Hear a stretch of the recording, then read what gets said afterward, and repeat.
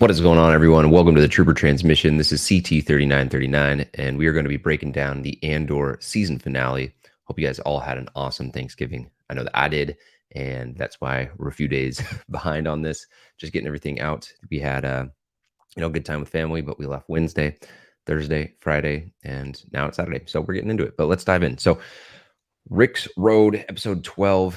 Rix Road obviously is where everything leads back to. That's where every character, every part of the story is going to end up finishing up. And, everything comes back to Ferrix in this episode. We have Dedra flying in on that T-16 shuttle, which I thought was an awesome shot. Really cool to see that all the way from the original trilogy brought back in. And you see that shot of her being followed by Death Troopers. And she's all about just kind of letting everything play out. We don't want to just capture him. We want to make sure we capture Andor and don't kill him. That's a big thing that she lays out. And she even has a little bit of frustration with the Anto Krieger piece. She's saying, why isn't there any survivors? Why didn't we leave any survivors? As she's, Zoom calling in or whatever the Galactic Empire equivalent of that is. You have Luthen. He also lands on Ferrix. He runs into Vel. He's all about, the Empire's going to find Andor and then we'll kill him. He says that they'll find him, we'll kill him. And so he's coming back to Ferrix.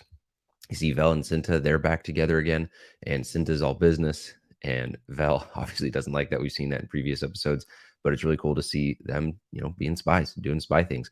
And I think Cinta is a really cool character, especially her being able to, I forget, I think it was Gorn or Gorst or something like that. She's able to just stab him and kill the Imperial agent. And I think she's got more legs in terms of what she's capable of providing to the series, hopefully in season 2. Obviously, we have Andor coming back. You see him listening to Nemik's manifesto. And if you checked it out on my channel, did a little bit of a edit to that manifesto, but it really is this rebel cry, this piece of writing, this tome essentially for the rebellion to really rally around. And it's really cool to see Andor reading that and listening to that and saying, man, like, this is the transition that he makes. He sees everything that happens in Arcana 5. He listens to the manifesto. And that's ultimately what leads to him being like, hey, Luthen, kill me or take me in, because I actually do want to fight this fight, as opposed to running away, which is what he did in Aldhani. So I thought that was a really cool character moment. We see Andor sneaking into Pegla's area. He's asking around, trying to figure out, what's going on? Where is everyone? And that's where he finds out that Bix is in the Imperial facility. And later on, we go and see him go and rescue her, which we'll get to in a second.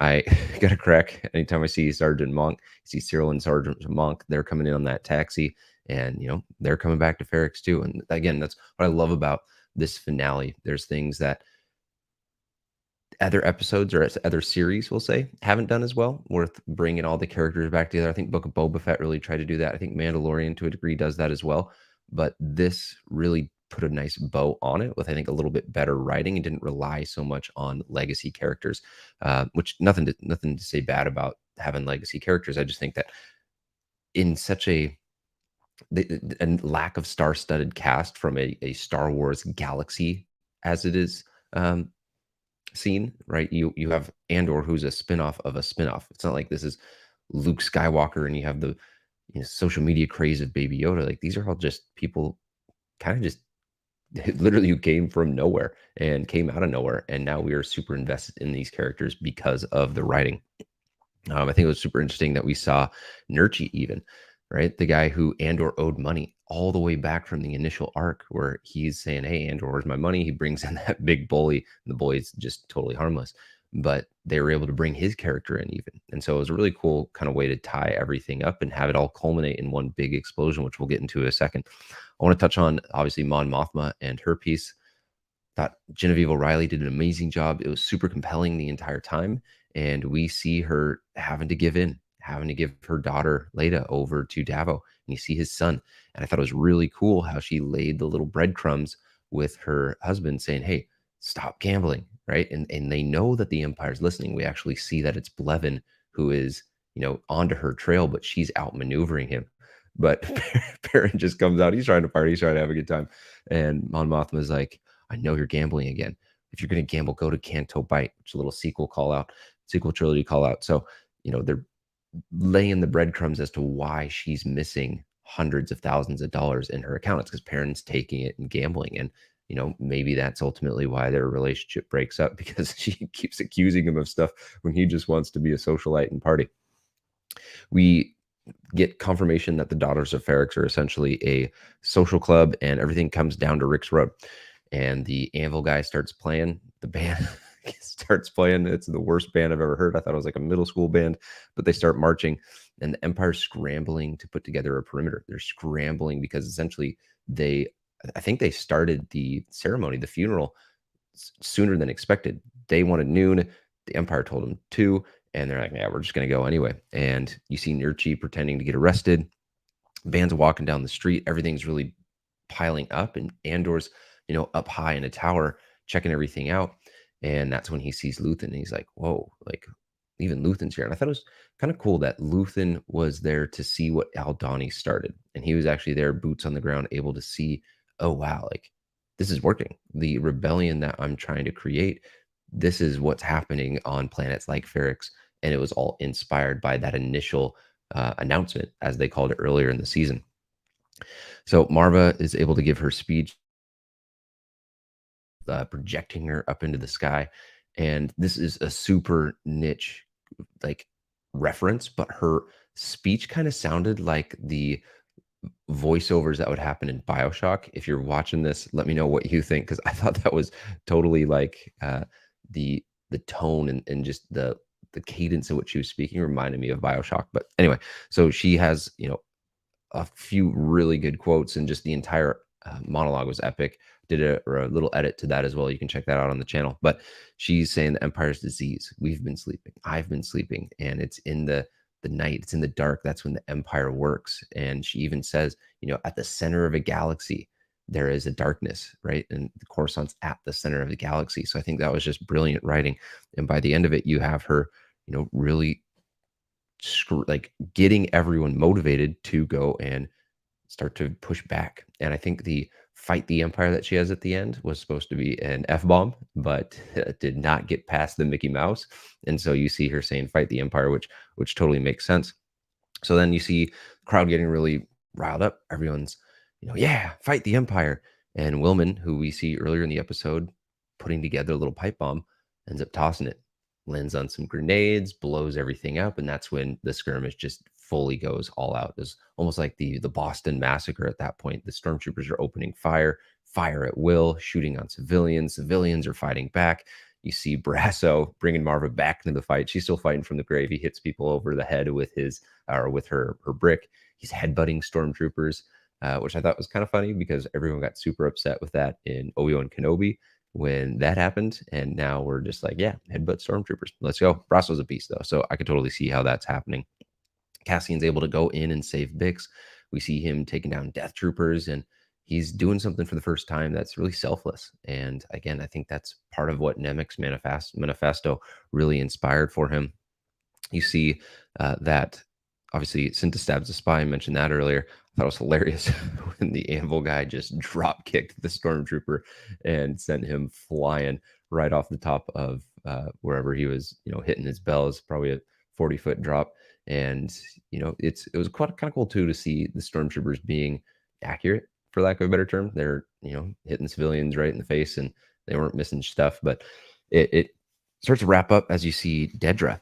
She gets kind of mixed up, and all of a sudden she's having her Jon Snow battle the was it Battle of the Bastards? Yeah, Battle of the Bastards, where she's like claustrophobic, caught in the middle of everyone. And guess who it is to save the day? Cyril Karn. And I don't know if they were going to kiss, if she was going to kill him, if he was going to kill her, but that was some intense staring into the eyes of each other when they were finally able to get away from the battle. But everything, starts to die down.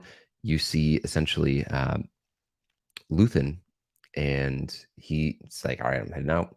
He bolts, and we get that final scene where Andor is helping everyone escape, and he's saying, hey, fly low. He's helping the Daughters of Ferrix escape. Brasso, he gets Bix out of there, and he's got unfinished business, and he rides out to where Luthen's ship is, and he would have been there because he was there earlier, back from that final arc, wrapping everything up. And he says, Luthen, take me in or kill me. And that was really the moment where I think we see, oh, Andor wants to fight this fight. And really, that's what he has to do. Otherwise, he's going to continue to be hunted. He knows that Luthen's the guy that he needs to link up with if he's going to do this. So I think that sets everything up for an awesome season 2. We didn't find out Luthen's backstory. We don't know if he's a Jedi. We don't know if he's a Sith. We don't know if he's just a former senator or some political figure. But I think there's a really good, again, wrapping up with the bow of this final season.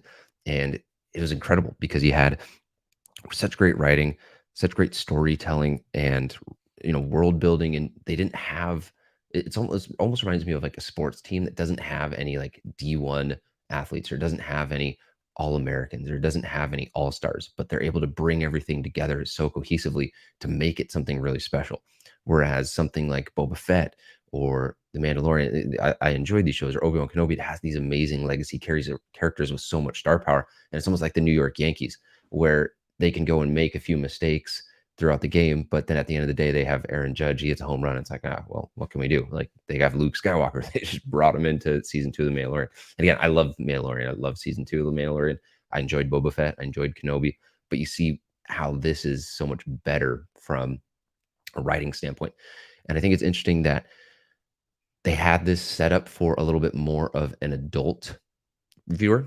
I think kids will get into it, but not to the degree to which they have the marketing of Baby Yoda and everyone's screaming, "Oh, who's Baby Yoda? Who's Boba Fett?" Like all these, it's just not as commercial. And I think this was in a way like a test for Disney to find out, like, hey, can we hit an older audience? Can we hit that original trilogy audience? Can we hit the people who want a little bit more of an HBO type Star Wars to be able to go and start creating more content like that? I think the tone for Mandalorian and season 3 Mandalorian and Ahsoka will stay that way. Jon Favreau and Filoni will continue to do it that way. But maybe the Acolyte, maybe future episodes, or not future episodes, future series end up being, set up in this tone. And then you have essentially the Bad Batch or Tales of the Jedi, which maybe is a little bit more targeted to kids because it's an animated way. And then you have the Mandalorian, which is really something for everyone. It's got a mix of the gunslinger, but it's also got a mix of Baby Yoda. And then you have shows like Andor, which is really that intellectual spy thriller that people can get behind.